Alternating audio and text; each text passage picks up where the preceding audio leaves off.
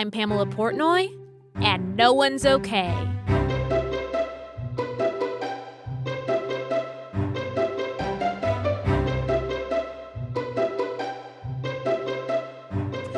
Welcome back. Today, I've got something very different for you. It's not a usual episode here at No One's Okay. Today, we are doing a joint episode. A Van Duo episode. Oh, that was a reach. Okay, we're doing a joint episode with No One's Okay and Declassified podcast. Today, I have Claire Buchignani and Matt Mancuso with me. They are the producers of Declassified podcast. Matt is the creator and writer, and Claire is the producer and the sound designer and the editor. All the things. They are wonderful, and I'm so grateful to be a part of that project as well. And we just thought we would talk today. Hi, guys. Very long intro, very convoluted, but thank you for bearing with. I don't think it was convoluted. I thought it was I don't nice. think so at all. I thought it was lovely. Oh, good. I was like, ooh, this is nice. I know. It's so rare that Matt and I are ever introduced as anything other than us introducing each other. I know. I was listening a lot today, and one of my favorite things, because obviously I love the story behind your podcast. Like, I love the scripting, and it's so much fun. But one of my favorite parts about it is listening to you guys give each other credits at the end of each episode. It's probably it gives me so much joy. That was a Claire edition for this season, because last year when we were doing season 1, we didn't do the credits right away, and Claire was like, I'll just do them. I was like, you gotta do them. I'm not available. So then this year we're like, maybe we should trade off. Make it easier. I find it very fun, and I especially love like our little intro where we're like having to say the name of the podcast very slowly together, and it finally comes together. I It's know, great. and you guys are like laughing the whole Agents Declassified. That was the best possible take that we could get. That's really, honestly, probably so. It makes me smile every time I hear it. Oh, that's nice. Aw. All right. Tell me, you guys, I don't know if you're going to have to flip a coin right now, but you guys have to each tell me, you have to, wow, Pamela, tell me about your journeys. Share as much as or as little as you want. Who's going first? What journey are we sharing? The agent's journey or our individual journeys? Individual journeys, and then we'll get into maybe like what inspired this journey in particular. All right, Claire, do you want to go first? I was actually going to say, Matt, you should go first, because I feel like you are the through line of Agents Declassified. So I think that would make the most sense. Who's the through line? I'll go first. All right. My individual journey. Well, it all started. Oh God. Okay, now born. wait a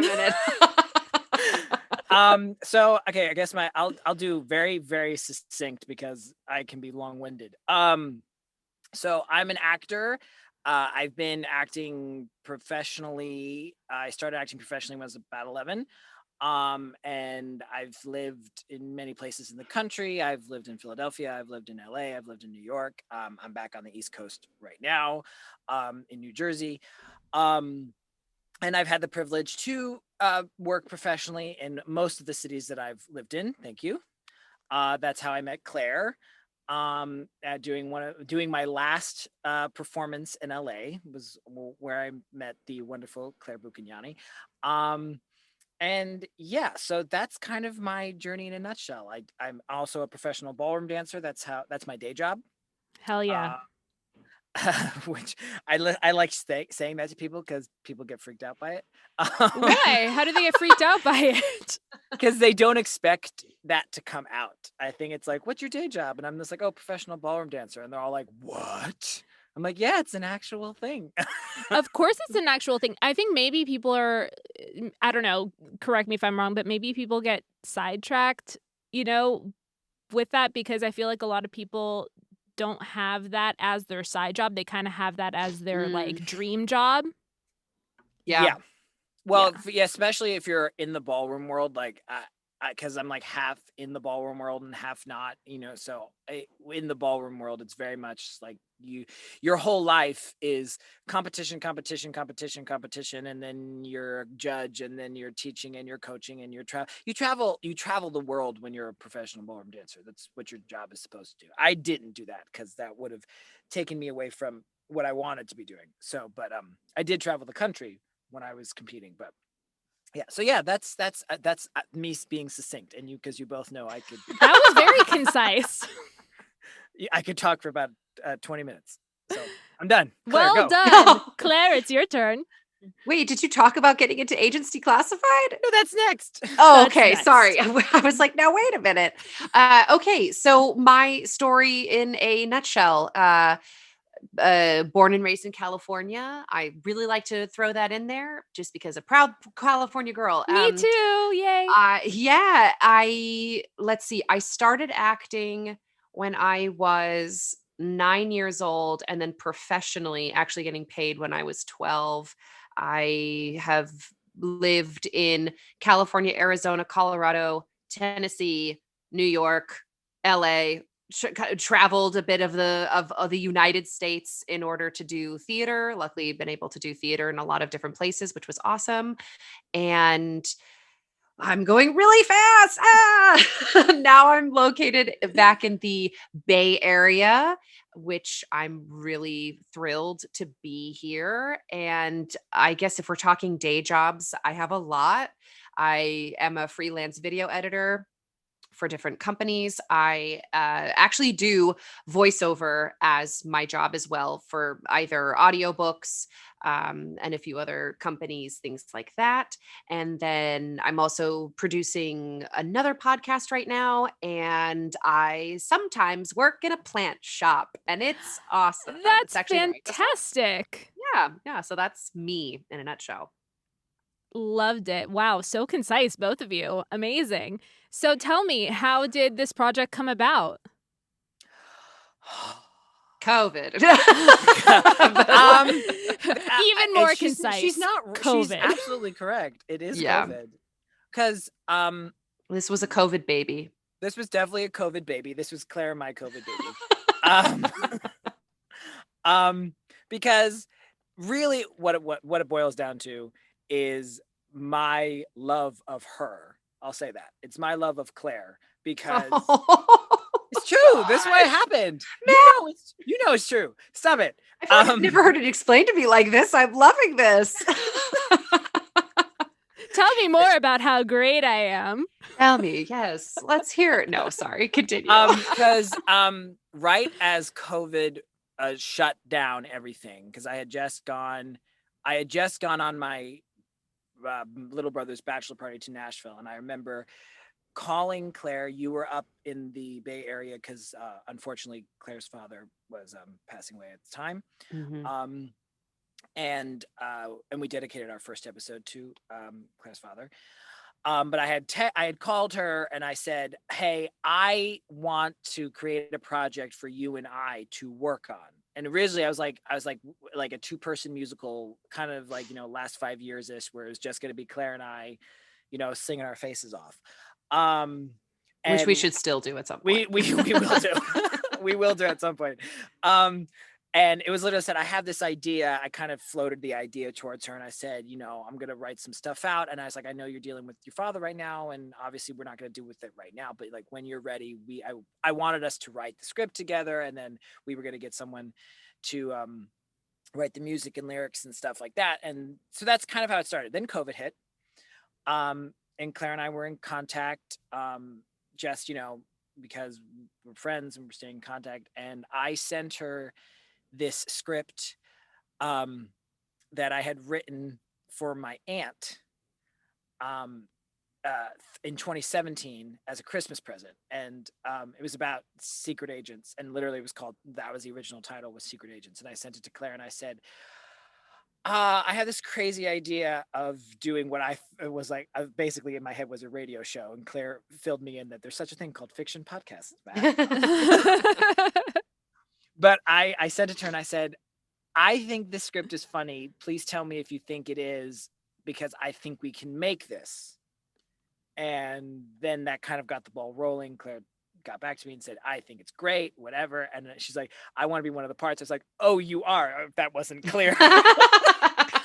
You're doing this. Sorry to tell you, but it's already happening. I was like, you're already cast. So if that wasn't clear, it's not that.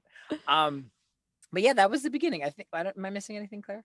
No, I think you've described it perfectly. That was it.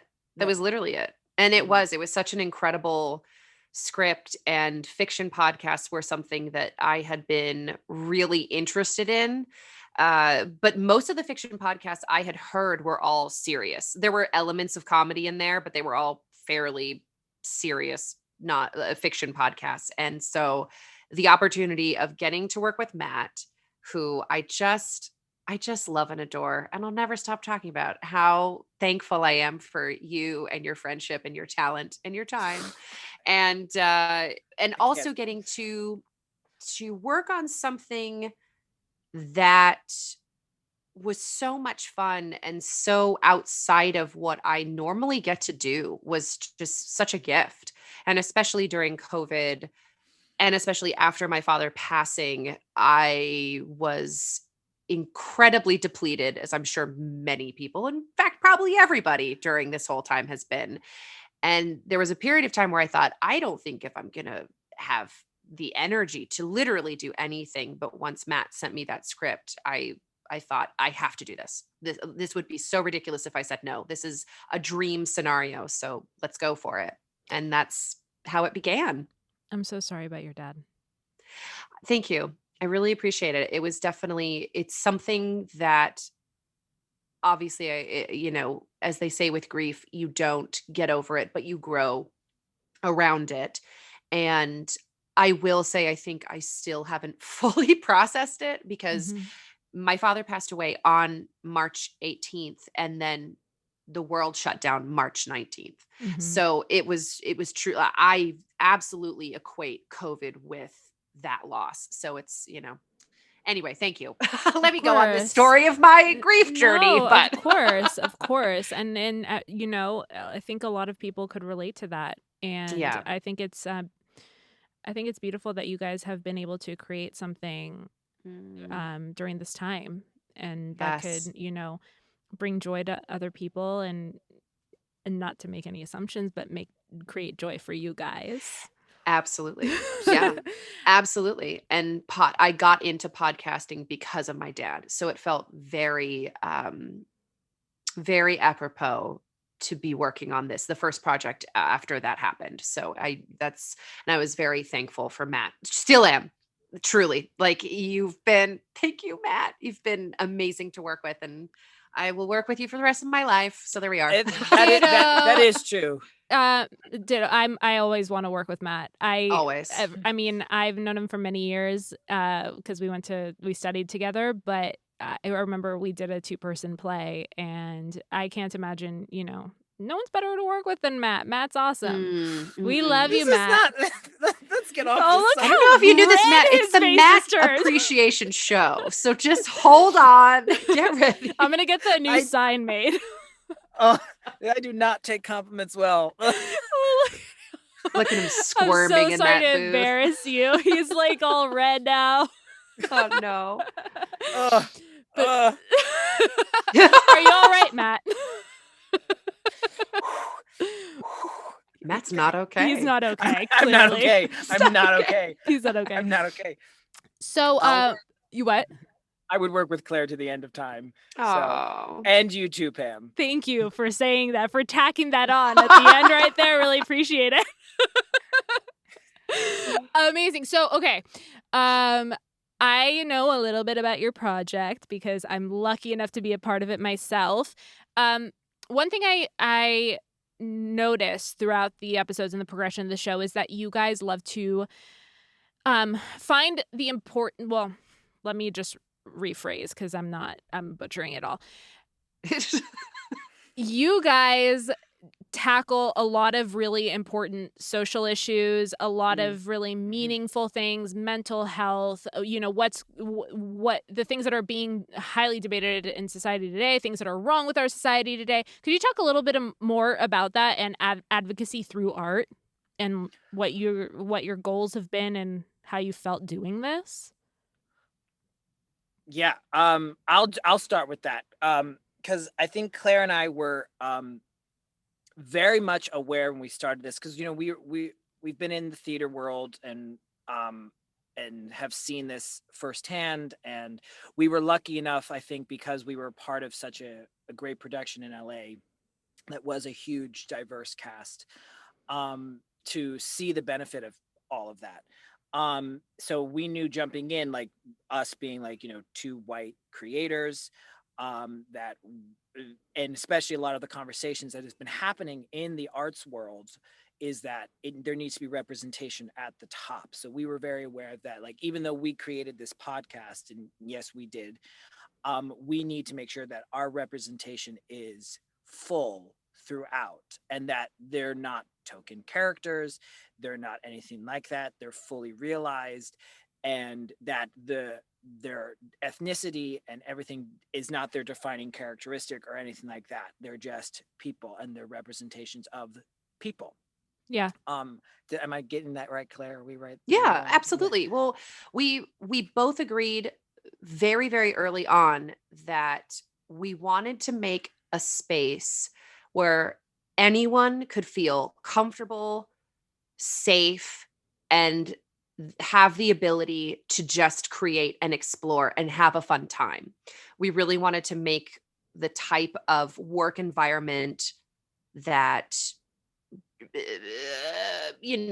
well, I'm not articulating this well at all, but we join the wanted to make a club. really beautiful workspace, because that was really important to us, because it's so disheartening to see spaces that still don't do that. And it was also really important, even in a difficult, challenging time, for us to bring both levity, but then not ignore what was happening. I think that we had many conversations where we really discussed, okay, we want to tackle these certain things, but we want to do it in a way that's not preachy, and we want to do it in a way that is still entertainment, because we need people to laugh right now. It's so vital. And that was something that was really important to both of us, and is still unbelievably important. And I'm so excited with season 2, how we've been able to expand the cast and expand the different types of stories that we are telling and exploring. And it just makes me even more excited for seasons beyond. I know, like, we try to listen to what's going on, because originally, like, I know when Claire and I had originally mapped out like season 1, and I told her, I said, I think we're going to do 7, because we were basing it off of some other fiction podcasts that we had done research on, and looked like, the first season was a little bit smaller so they could get some traction, and especially if we were doing all the work ourselves, which we are. I'm writing and directing, and she's editing and sound designing, so we're like, okay, we need to, so we wanted to make it smaller. But I remember, like, when George Floyd happened, and having members of our cast like Amber Sneed and Christopher T. Wood, I called her up and I said, I think we need to have a discussion in our show. I remember I was like, I don't even know if I called her, maybe it was an email, I don't remember. And then I came up with the initial premise for our episode in season 1, what was called Back Late Me, which dealt with the racism that Althea was dealing with in the environment of agents, of what she did when she was coming up through the company of our show, and then what she was dealing with as well, still currently. And we did, that episode was written with Amber and Chris. So it was like one of those things where Amber was part of the whole process the entire time. She would say, this is not working, this section, this is not. Wood threw in his 2 cents about what, and because he also grew up in a different time. So it was very interesting hearing Amber's discussion versus Wood's discussion. But they were completely involved the whole time. So we made sure that when we came out with that episode, like Amber, if it didn't have their seal of approval, it wasn't getting recorded. That's wonderful. So, yeah. So that was big for us. And then we did with this season we did pay rate. That was my thing. I was like, we have to do pay gap because I don't get it. I tell this to Claire, like, I don't get it. If you're doing the same job, you should be paid the same. I don't care. I really do not care. And that's why, like, I know we said that Sydney gets paid more, but then we explained why Sydney should be getting paid more. Like, there's no reason. Yeah. Like when we have like the white man saying I'd be getting paid, I'm like, for what? Yeah. For what reason? Yes. Yeah. And that was, again, like, if that didn't get Claire's seal of approval, it wasn't getting recorded. You better believe it. Yes. And I think, these are topics that are important to discuss, but I give you so much props, so many props, so much props, lots of props. So much props. So all much the props. all of them for putting it into this show, because the show is a comedy. It's action. It's, you have all these like big personalities and you're tackling like very heavy themes with a lot of grace and lightness and fun. And I think that that's a really interesting way to do it, because it opens the door for listening and conversations. And because I think that's what we really do need are more things that spark conversation rather than what's the word I'm looking for, Matt? Rather than just, well, maybe not spark conversation and understanding rather than dissension. Yes. Yeah. Yeah. And I think I'm really thrilled that you guys are doing it. It's wonderful. We're thrilled to have you on it. Yeah. You are so much fun. It's You're been so fun. good. Inez is amazing. It's been really fun. And so for our listeners who haven't listened to Agents Declassified yet, could you give them a brief synopsis? Where to start? It doesn't have to be too brief. Synopsis. This is what I said when we got one of our actors for this season who came in to play Vaughn, Sydney's now ex-husband. Bye. But I said to him, it's a story of these. It's basically the story of these agents,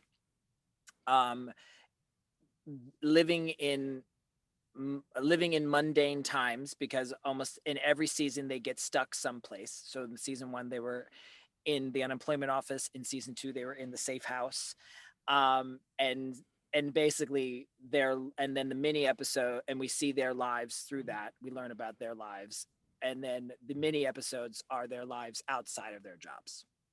Yes. So, because we have the way we've structured our show, and this is because of Claire. I inadvertently gave not only more work to Matt, but then also myself. Do you hate when that happens? It does. But it's so worth it, because 100%. I actually find the minis sometimes to be the most intriguing little kernels of just the little outside knowledge of what's going on. Also, like to Matt's point, outside of the mundane. And there are so many minis that I love. And I don't want to say I love them more than the main episodes, because the main episodes are so incredible. Like, what you have written, Matt, my goodness. I don't know how you keep pumping this stuff out, Matt. I really don't. He's a workhorse, just a workhorse. And I'll send him notes. He's turning red again, Claire. I know. Get ready for another compliment sesh. But I will send Matt notes along the lines of, okay, so there's this one line and I feel like it needs to feel a little bit more like this. And I'll go off on this whole esoteric rant. And at the very end, I'll go, but make it your own. And then he does. He literally does. I will give the most random notes, and he is able to not only apply them, but he gets what I'm saying, even though I don't fully understand what I'm saying. And then he's able to morph it and write something that is entirely in his voice and is absolutely, it's like the perfect solution. So it is a marvel. Well, to jump on the bandwagon of compliments, thank you, Claire.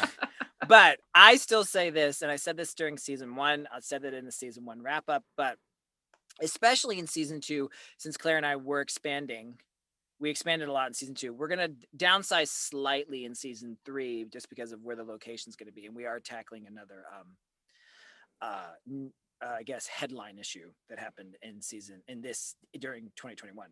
Because I told Claire I wanted to do it. Without Claire's sound design, really it's the sound design. Because I don't hear the sound design until Claire sends me the final edit. It's true. This is, it is. Yes. Claire and I have a really great working relationship in that, I send her the script.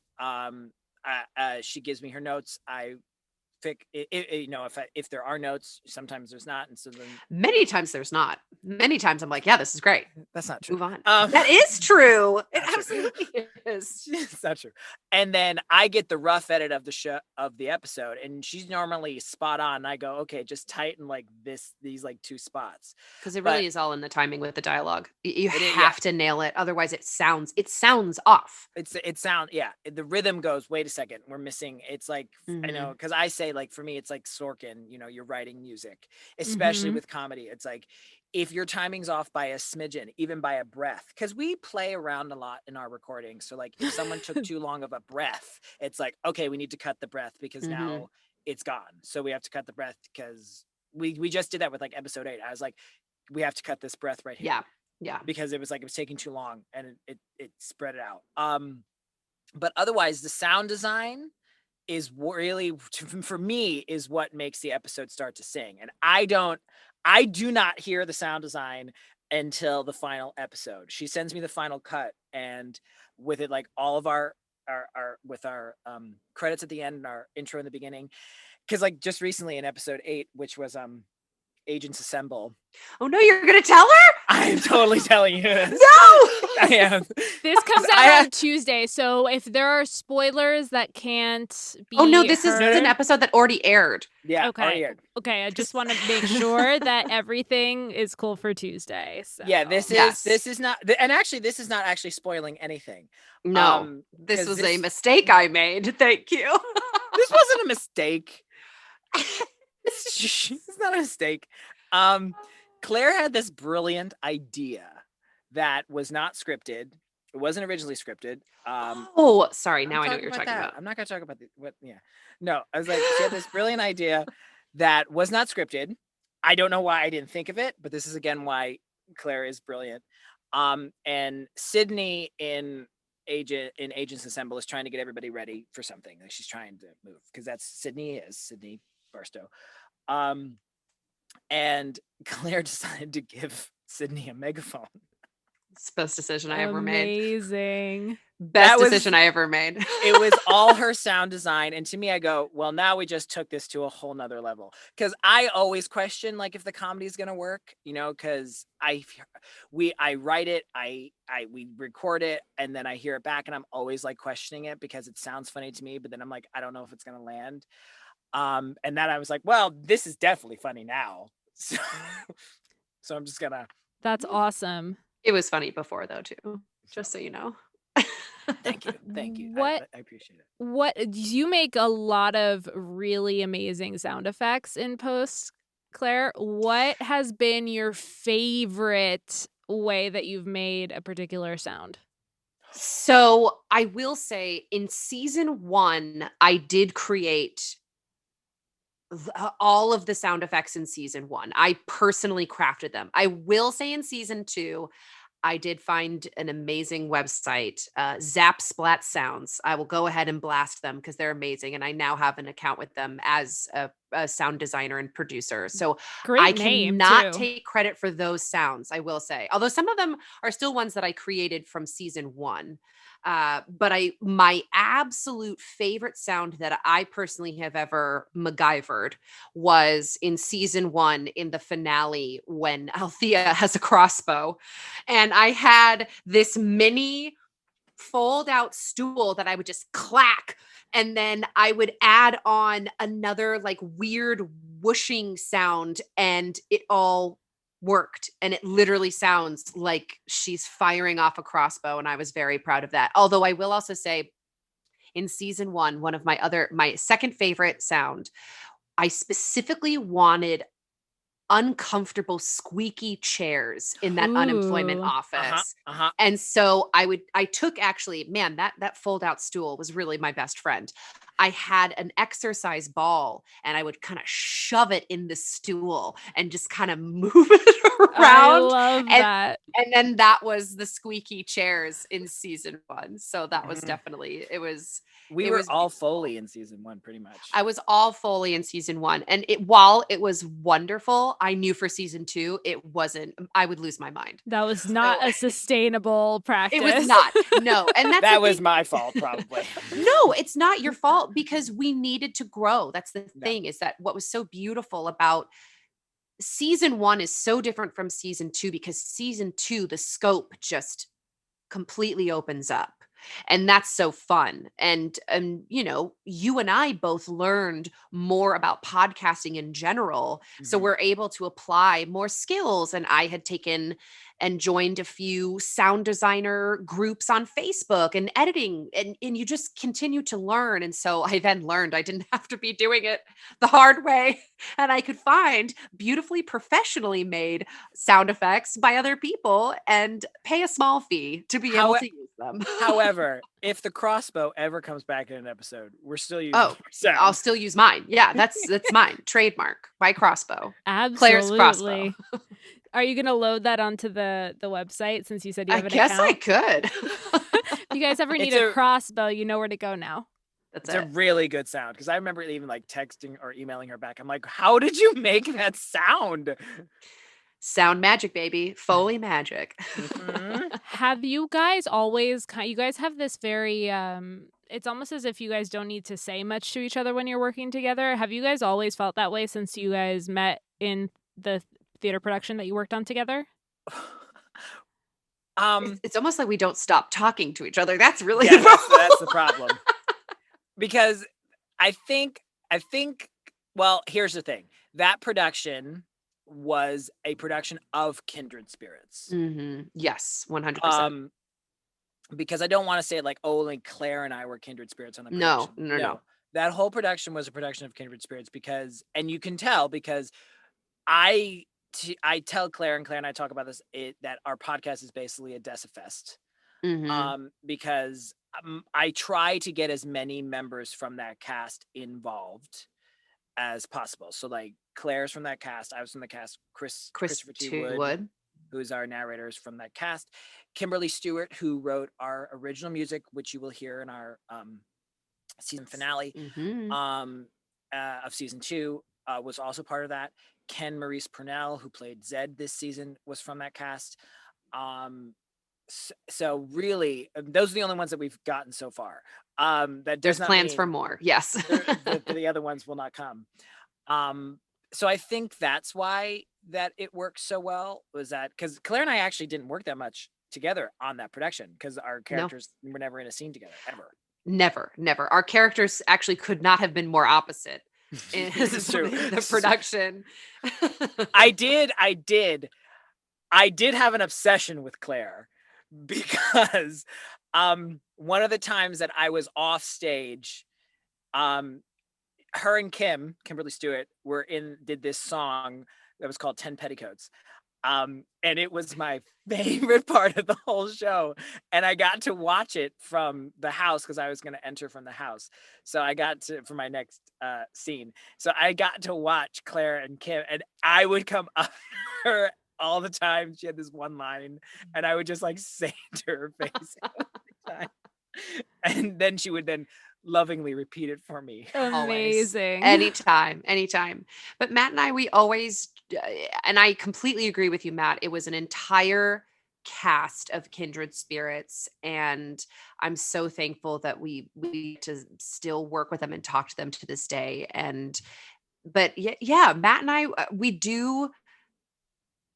we just understand each other, which is so nice. And it was something that happened pretty immediately, which is not always the case. And especially when you go into a venture of working together into something that you both are in charge of, that's a whole different thing. Working together in a show is so much fun, and you only have to worry about your one thing. And I was never nervous about entering this project with Matt just because I know who he is as a person and I know who he is as a creative and a worker. And that was always very reassuring. And it's been such an incredible process. Mhm. And I think that we've really been able to just knock it out. Yeah. You It- definitely have, for sure. What were you gonna say, Matt? No, I'm not gonna say anything. She said it perfectly. I'm good. Are you guys officially in love with podcasting? Yes. Oh yeah. Why? Oh, yeah. What is it about it that we, because I feel the same way, and sometimes I'm like, what is it about it that I'm just so in love with? I'm gonna jump in. Go. I really appreciate the accessibility.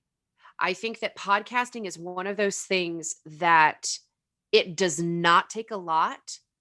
I mean, obviously, you would prefer to have a better mic or a better setup or whatever, but the bare bones of podcasting, it is truly accessible to most people. And I really appreciate that about it because it feels like a more level playing field, which I Mhm. think is important. And, you can truly create whatever you want with podcasting, but you have to be creative in the sense that it's only oral. It's Mm-hmm. only auditory, unless you do the YouTube page as well, and then that's a whole other thing, and which is also I'm a exciting. fake podcaster. No, it's not fake podcasting though. It is a progression of podcasting, which I think is also great. I mean, YouTube is also incredibly accessible.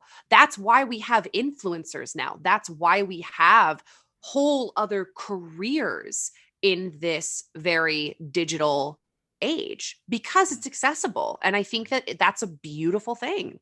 Yes, I agree. I, Matt? I I- I'll jump on what Claire said at the end. Was that I just like the creativity that Hmm. podcasts afford. Is that I think you can realize some things in your creative life through podcasting. Hmm. I mean, because I've written scripts and I have ideas and I've given up on a lot of them ever being made because I don't know enough people and all that stuff. I don't know if I ever will. So it's one of those things where I'm like, okay, I'm just, and I'm obviously not getting younger because human beings don't age that way. So, so it's like one of those things. But it was nice, especially with agents, to kind of have an idea, talk to a partner that wanted to do it, and then get it done. I think Claire and I still every day are like, we cannot believe it. No, happening. no. There are so many projects. There are so many projects in my brain, so many projects I have tried to do with multiple other people. And it's hard doing a play, doing, a short film, doing any other type of creative medium for some reason is a little bit more difficult. And not that podcasting isn't difficult, but there is, once again, I think it comes down to the accessibility thing. Is there, you are able to, if you have that idea, you can do it. You Yes. really can. Absolutely. And especially during COVID times, like I think, especially with our main cast that we had, the five of us, and including you, which was our sixth series regular for series one. I know that when the five of us were on and rehearsing, because in season one we did, because we were still during lockdown, we rehearsed every episode before we recorded. We did not do that for season two because people started to go back to work and all this stuff. So we had to change our system a little bit. But it was a breath of the freshest air on the planet, Mm. because it was artists that couldn't create, couldn't do anything, were stuck inside, feeling their instruments go rusty, feeling dreams die. I mean, Yeah. Yes. right? Yeah. Oh, I was like, absolutely. I'm like, it's, I don't normally sugarcoat things. I mean, especially, so, I mean, like, especially if you're a student of mine, oh God, I can be really ruthless sometimes. So I apologize to my students, but it works. But, but it was so nice. And all of us felt that it was so nice to be able to dream up a project, create it, and say, okay, we're going to get these people together. We're going to make it happen. And rehearse the scripts, record the scripts, and just be like, oh my God, we're doing something. We're actually doing something. Oh, okay. And it still gives you that same feeling. I mean, I still say like there's really nothing like performing in front of a live audience. That's a whole different type of rush or a drug. But it was just like, oh my God, I get to show up and I get to play today. I get to record Absolutely. with Claire. I get to record with Amber. I get to do this. And it's like, okay. And I just think, no matter what type of podcast you're doing, whether it's fiction or whether it's, like No One's Okay. Like, I mean, to me, I still want to do like an interview podcast because I have so many things that I want to do about, and I've talked about them with you, Pam. I've talked about ideas with Claire, and it's just the accessibility that Claire's talking about, but not just the accessibility for you to do it and then have other people hear it. Absolutely. Like really get it out there and have it being heard. Because Claire and I both said we wanted to create 15 minutes. Originally, episodes were going to be like 15 minutes. Oh my God, where did that go? We're clocking in at like 45 with the season finale, if not more. But there's a lot going on in the season finale. Yes. We have 13 voices in the season finale. That's so exciting. It's so exciting. But we wanted to create originally, like we said, we want 15 minutes where people can literally on their phone plug their headphones in or whatever and just laugh. And I think the ability to be accessible to people on a free service and us getting to create it, us giving you a gift was a gift to us. Like that, I think that's a good way of saying it. Wouldn't you say? Absolutely. Yeah. So I have a new section on the show, and I hope that you guys will enjoy this. It's called Silly Questions to Take Super Seriously. Oh, I love this already. Yeah, like this ready. is right up Claire's alley. I am so ready. Yes. Okay. What role would you have in a heist? Oh, no. I know. What I have in the heist. I'll say if you want to think, Claire. Yeah, you go first. I'm the getaway driver. Yeah? I'm Why? absolutely the getaway driver. Why? Because you don't want to have anything to do with the act and you're going to be in the car already ready to bail? No, because I'm damn good at driving. Excellent. I like that answer. I am too. I might want to fight you for that position, but no, I'll let you have it because there are other roles I would want to have. What about you? Well, Claire? the reason also is because I don't, when it comes to like, daredevil things, like I will never jump out of a plane. No one can convince me that that's safe. What? No one can convince me that it's flying. It's not. You're falling. It's so much fun. You're in a parallel line to the earth. No. On this show, Matt you know where this show stands. Not parallel, perpendicular. You're in a perpendicular line to the earth. If you're flying, you'd be parallel. So no, it's not flying. But I always say that I would love to like get behind like the wheel of a NASCAR or something and just crank it and just go super, super fast. Like that to me is thrilling than falling. Falling for me, I'm like, I'm falling. I'm very aware I'm falling and I wouldn't be able to get out of the plane. I was like, I'm too aware that I'm falling. So that's why I would be the getaway driver. I'd have gloves on. Yes. And I'd be like, get in the car, you crazy people. We're off by 5 seconds. Shift it and go. Beautiful. I love that answer. What about you, Claire? I would be the fumbler. You know how in a heist there's always someone that has to like fall into somebody and like plant something or like the pit pocket, but it's some sort of the fumbling, bumbling distraction. That's me. 100%. Yes. I would be the one to cause the distraction. Oh, just cause some chaos. I'd be the chaos. Yes. Amazing. That's a better way of putting it. I would be the one that causes the chaos. Yes. I love that so much. These are great answers. These are great questions. Not that you're asking, but I'm going to ask myself this question. You should. What would you be in the heist, Pam? Oh, Matt, thank you for asking. I think I would be any role that has to do with like, you know what movie I was obsessed with growing up? Entrapment with Catherine Zeta-Jones. Oh yeah. Oh, yeah, I've never seen that. Sean Connery. Mm-hmm. Oh. I haven't seen it in years, but I've always been obsessed with that scene where she is like The laser weaving her way through the laser grid. I've always been Mm. obsessed with that. I was like, I feel like I'm good at being like quiet, and I think it's because, sorry mom if you're listening, I used to like sneak boys into my house when I was a teenager, and I knew what parts of the wood floor would creak, and I would tell them to step at particular areas so we wouldn't. Stealth. I'm very stealthy. Anything to do with stealth, that's my job. That's Sorry, you. mom. Yes, I did sneak poison. So you would be the guy. You would be the person who would basically kind of sneak in through like the ducts and like disable the alarms, so that no Yes, one can be Yes. that's me. called. That's me. I'm like on that like the descending rope, and I'm floating over the censored floor. Yes. You know? Mhm. I'm Yep. so Nice. happy I asked this question, and you guys had very thorough answers. It's You a great question. get an A It's an plus in excellent silly question. questions to take seriously.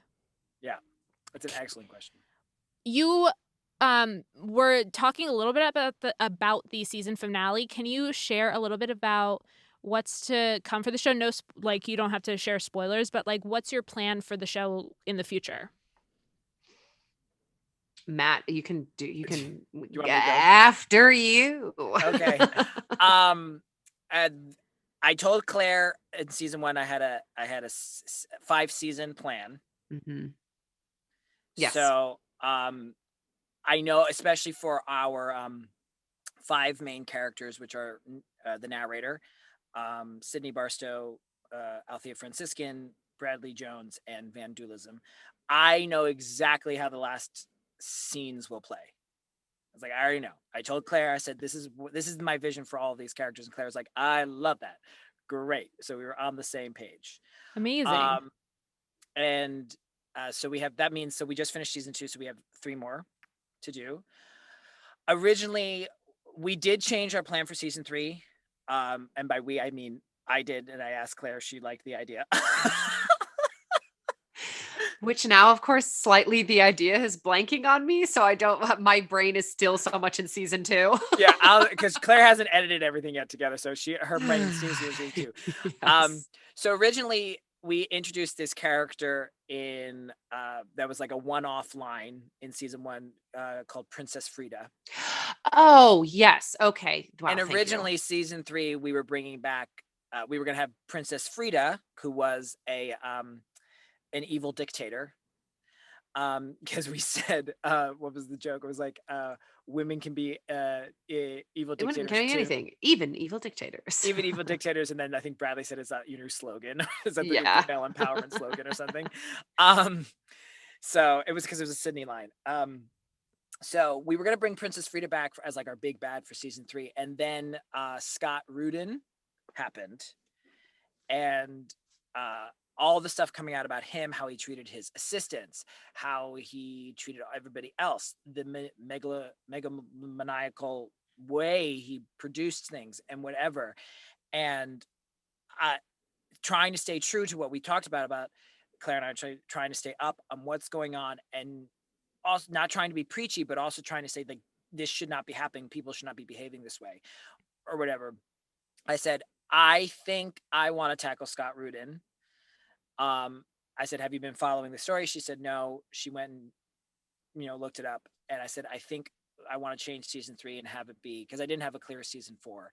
So then it became, I think I want to do a season 3 where we have a Scott Rudin-esque evil big bad for our season. And then the agents have to somehow take him down.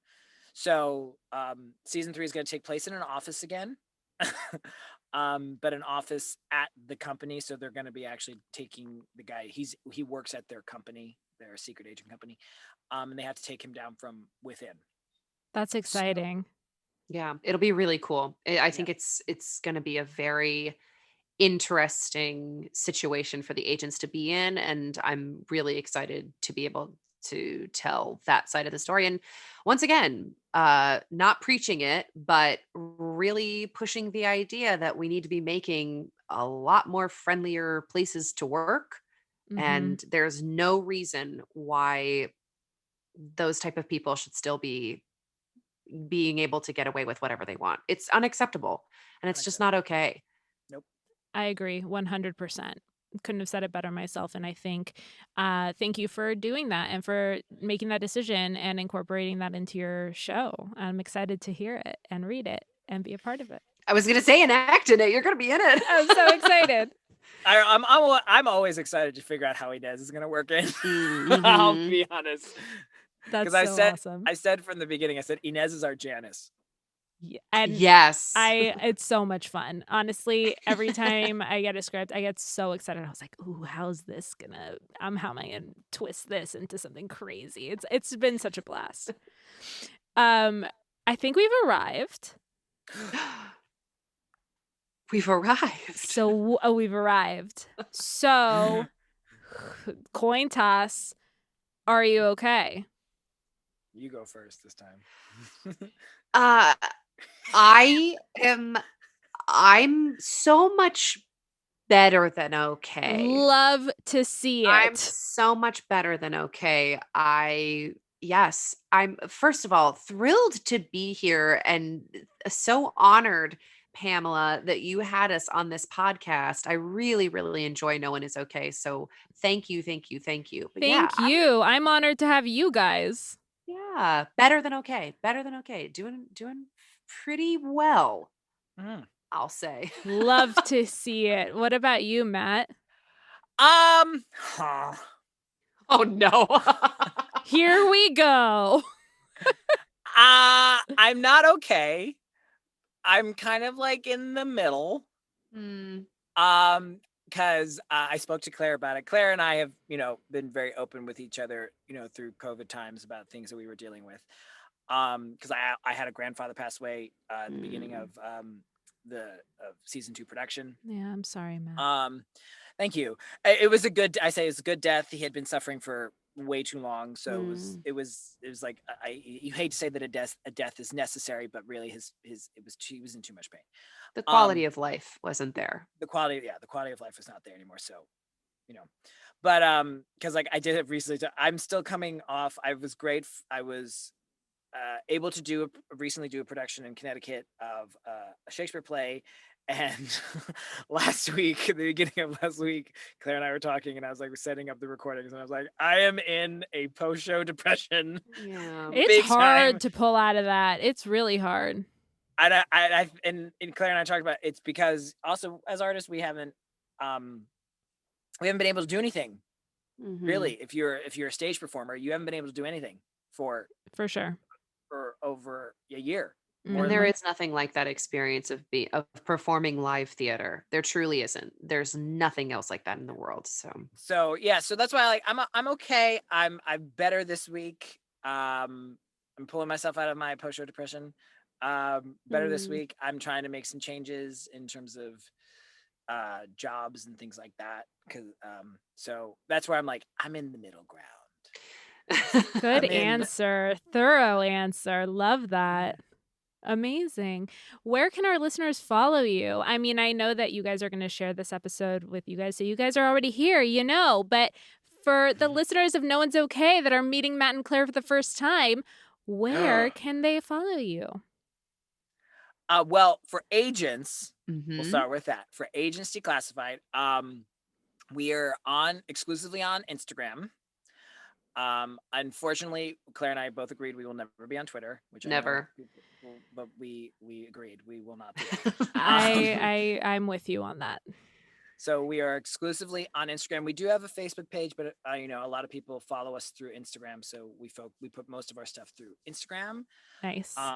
We have an email. So if you want more information, we put it at the end of all of our episodes. So if you have questions about the characters or anything like that, we are agentsdeclassifiedpodcast@gmail.com. I'll also be sure to put all this information in the description box below. So be sure to visit. We're in the box below. The box. But that's our agent stuff. For me, I'm on Instagram as I never remember my handle, but I think it's this. Should I look it up right now? I think it's Matt.Mancuso1. I'm almost That positive. there's a 1 in there. That There sounds is a about 1. right. Need to check. Do we need to check this moment? You can't just guesstimate He's on like, what this your is handle what I is. think. Maybe look up someone named Matt. I can't remember. Start typing in Matt Mancuso and see what you There get. I Roll am. the dice, people. Hang on, I found it. I am right. Mancuso Mancuso numeral 1. 1. Way to handle that, Claire. That's why she's my partner. I'm gonna publicly shame you. No, I'm sorry. No, the people want to know where you are, Matt. They want to People know. want to know. They will. They absolutely will. But- And in that case, I'll just skip. I am also on Instagram, and my Instagram is at Claire Claire. Please don't forget that E, please. And BUCH numeral 5. Claire Book 5 at Claire Book 5 on Instagram. And that's it. That's what I You want to hear a funny story of what my first nickname for Claire was? What? Because it's still on my phone. What was it? It's still on my phone. I don't know why. I don't know how this came up. It came up during Dessa. I have no idea why it came up. Yeah, I don't know. But for I think like the last few weeks of the run, I started calling Claire Bucky. I yeah, love Bucky. it. Yes. Aw, Bucky. that's cute. Because her last name was Buchignani, and I don't know why, but I was just like, okay, Bucky. That's what's gonna be Bucky. And so I was like, So all right, cute. I Which is- love that. awesome. Because one of my favorite characters in the MCU is Bucky Barnes. So Fabulous. You guys, if you haven't checked out Agency Classified, please do. It's so much fun. It's such a treat, and we're all in it. Claire does so many voices, and they are spectacular to listen to. I literally am sitting there, I'm like, oh my God, is this Claire again? She completely changed her voice. It's amazing.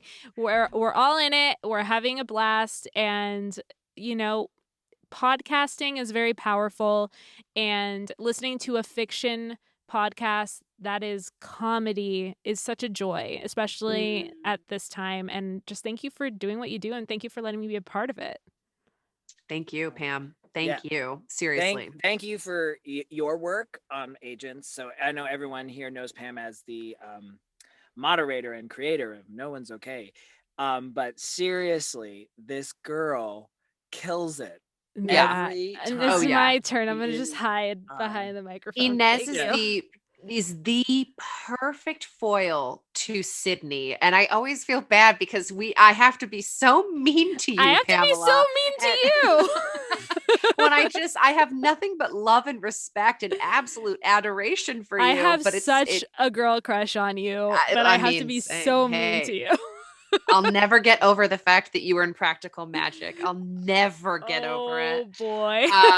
It's my favorite movie. So that and Hocus Pocus, there's a theme. But you are so incredible. You know Likewise, what? It's funny that Claire. she says that because I did tell her one of her notes in season 1.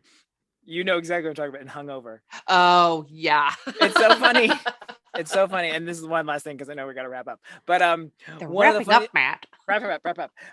Because one of the notes that I gave Claire as from the director when we were recording the episode, there was an episode in season 1 called Hungover.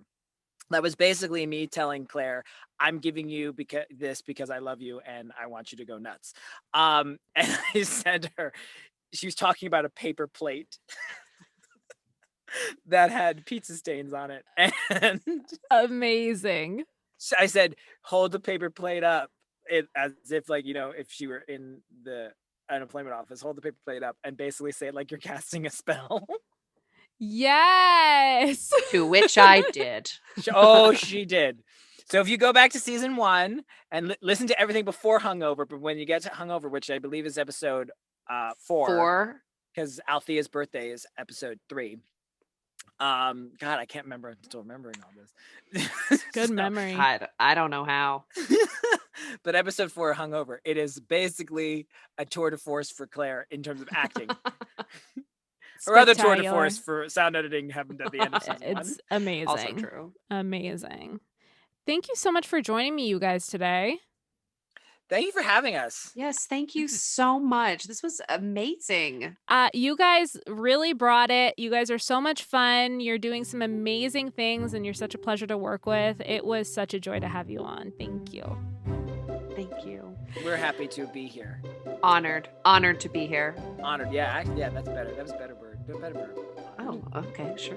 We're doing dance party. We're dancing. We're gonna do a dance party right now. All right, Dance and we will see you next time. Bye, guys. Bye. This podcast was produced by Jason Crow and me, Pamela Portnoy, with music by Jordan Ross Weinhold. You can follow the show on Instagram and Facebook at No One's Okay, and please don't forget to subscribe and leave a review. We love kind reviews. No One's Okay is also on YouTube, so if you want to see our faces, please subscribe to our channel. An extra special thank you goes out to Sean Moore, Claire Palmer, Jackson Palmer, Tiffany Haymoff, and Alexa Marie Anderson. This podcast was recorded at Soundworks Studios. Thank you so much for listening. See you next time.